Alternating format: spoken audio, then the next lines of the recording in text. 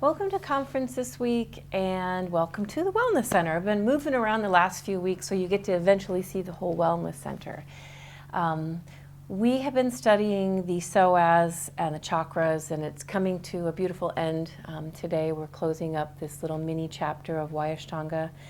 And the synchronicity is so perfect because we are at the same time celebrating Rosh Hashanah, the Jewish New Year.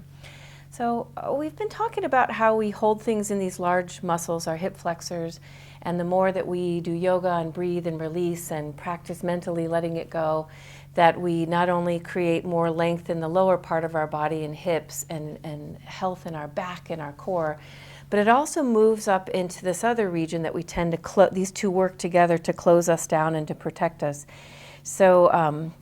So we've been talking about how now that we're lengthening out the bottom and letting go of things and moving into the parasympathetic nervous system, we're lengthening the spine and opening the heart and taller and wider and more loving and happy and all those good things that come with understanding the workings of the fourth chakra. And how perfect, because Rosh Hashanah is a beautiful celebration of a beautiful time when we stop on our patterns. Again, we've been talking about our habitual patterns of holding our body, our habitual patterns of thinking, and I always feel like our New Year's is time to stop. There's a stop sign on the road and it says, before you go forward, reflect, set intentions. What did last year hold for you? What do you want to hold for this year?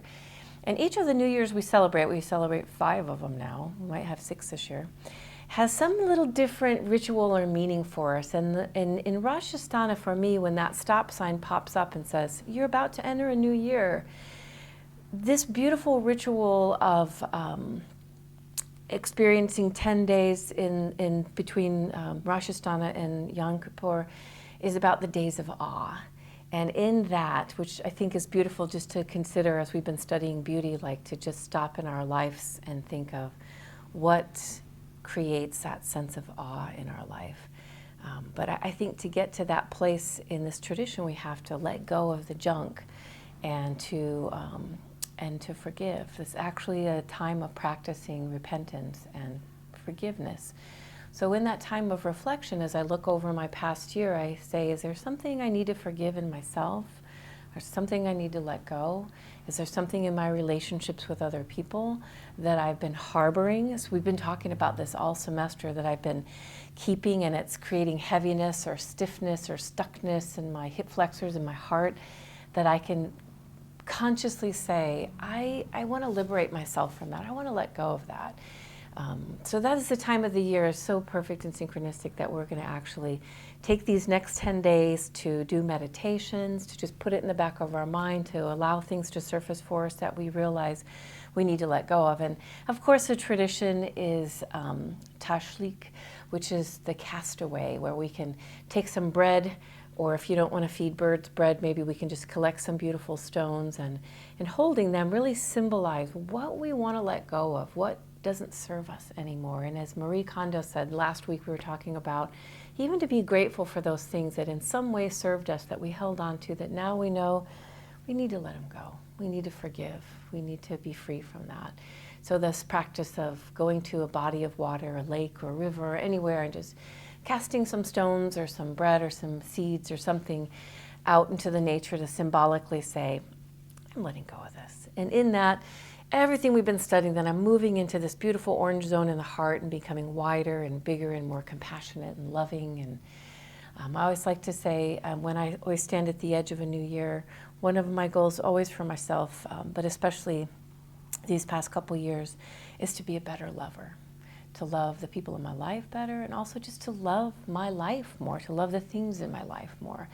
So I wanted to offer a little practice to all of you that I've offered to our students, and you are our students as well, so I want to offer this to you. It's a little practice to do during these 10 days of awe, and maybe to continue doing. It's very much a Shala practice, but it's not one I've made up. It's one that Jack Kornfield has made up, and it's from a beautiful book called The Wise Heart. And a little bit of the story is I got new floors in my library at home, and so I took all the books out of my library shelf. I might have said this last week. And I decided then, rather than just stuff them all back on the shelves, is to one by one place them and make sure that I wanted to keep them As there's so much energy in books, and I feel like if I'm not using you, if I'm not loving you, if I'm done with you, I need to free you up to be loved by somebody else. And I started doing this. It was hard to put them all back because then I would want to open them and read them all again. But I started opening them in different places and just letting that speak to me. And when I opened this book by Jack Kornfield, a picture of my niece was in it when she was young. She's a beautiful young lady now. But it drew me in, and the chapter or the title of this piece was called Practice Seeing the Secret Goodness. And I was like, wow, that's just what we've been studying, is becoming better seers. And so I read this to you as part of our metta meditation we've been doing all year, and ask all of you, T's going to pinky promise that we're going to do this, because you know it only works if you do it. Here is your practice. Wait for a day when you awaken in a fine mood, when your heart is open to the world. If such days are rare, choose the best you have. Before you start for work, set a clear intention that during the morning you will look for the inner nobility of 3 people. Carry that intention in your heart as you speak or work with them. Notice how this perception affects your interactions with them, how it affects your own heart, and how it affects your work.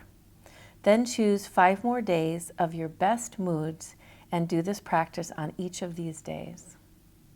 After looking at 3 people a day in this way 5 times, set the clear intention to practice seeing the secret goodness for a whole day with as many people as you can. Of course, you will find certain people difficult. Save them for later. And practice first with those whose nobility and beauty is seen most easily. When you have done this as best you can for a day, choose 1 day a week to continue this practice for a month or 2. Finally, as you become more naturally able to see the secret goodness, expand your practice, add more days, try practicing on days that are most stressful. Gradually include strangers and difficult people until your heart learns to silently acknowledge and bless all whom you meet. Aim to see as many beings as you can with a silent, loving respect. And I love this part. And he says, go through the day as if you were the Dalai Lama undercover. So that is our practice. We pinky promised each other that we would do this. And the quote for this week again is the heart chakra, Rosh Hashanah, to celebrate the health of our love energy center and the days of awe. Desmond Tutu said, this is a beautiful example of forgiveness. Because forgiveness is like this. A room can be dark because you have closed the windows. You've closed the curtains, but the sun is shining outside and the air is fresh outside. In order to get the fresh air, you have to get up and open the window and draw the curtains open. So it reminds us that forgiveness is always up to us. And I invite all of you to join us here at the Shala for the Days of Awe during this beautiful holiday season, to throw some stuff away that's not working for you anymore and to move more and more into your heart and loving compassion. Namaste.